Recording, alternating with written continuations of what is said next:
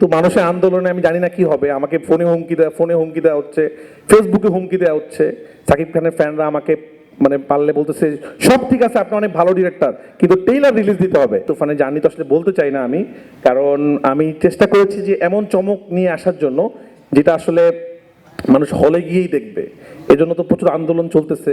আমি চাচ্ছিলাম না ট্রেইলার রিলিজ করার জন্য, তো আমি চাচ্ছি যে মানুষ হলে গিয়েই সবকিছু দেখুক। মানে আমি স্টোরি দিয়ে আমি নাস্তা করতেছি, ট্রেলার কোথায়। আমি আজকে সকালবেলা চিন্তা করলাম যে আমি ইন্ডিয়া থেকে আসলাম, সেখানে লিখবে হয়তো যে সেফ জার্নি, কোনো কথা নাই, ট্রেইলারটা কোথায় ভাই। তো আমি শাকিল ভাইকে বললাম, ভাই পুরো সিনেমাটা ইউটিউবে ছেড়ে দেই, এত এক্সাইটেড কেন মানুষ। যাই হোক, এখন ট্রেইলার দিব কি দিব না জানি না, আন্দোলনটা যদি একটু গভীর হয় তাহলে হয়তো দিব না।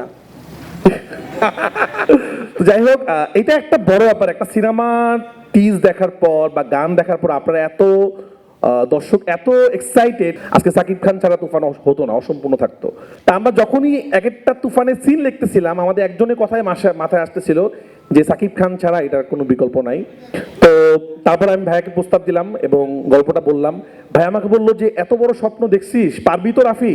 আমি বলছি ভাই ইনশাল্লাহ, ভরসা রাখেন, আমি পারবো। এবং আমি ভাইয়াকে বলতে চাই, শুটিং এর শেষ দিন ভাইয়াকে আমি বলছিলাম যে ভাইয়া আমি যা যা কমিটমেন্ট করছিলাম সব রাখছি তো, গল্প আপনাকে প্রথম দিন যেই গল্পটা শুনাইছিলাম আপনি স্ক্রিনে সেই গল্পটা পাইছেন তো?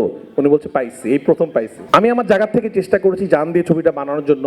সাকিব ভাইয়ের সাথে কাজ করতে গিয়ে আমার তো প্রথম কাজ ছিল, আমি খুবই নার্ভাস ছিলাম যে এত বড় স্টারকে আমি কিভাবে ডিল করি, কারণ আমার শুটিং এর স্টাইলটা একটু ডিফারেন্ট। আমি একটু স্ক্রিপ্টের বাইরে শুট করি, কখনো স্ক্রিপ্টের ভিতরে শুট করি, কখনো বলি স্ক্রিপ্ট পড়া লাগবে না। তো আমি খুব টেনশনে ছিলাম যে এত বড় অভিনেতাকে কিভাবে ডিল করব।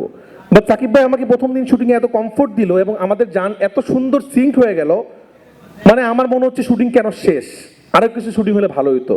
এবং জানি না, আমার কাছে মনে হচ্ছে আমার এখন পর্যন্ত করা বেস্ট যার সাথে জেলি হয়েছে সেটা সাকিব ভাই, আপনারা দেখতে পাবেন।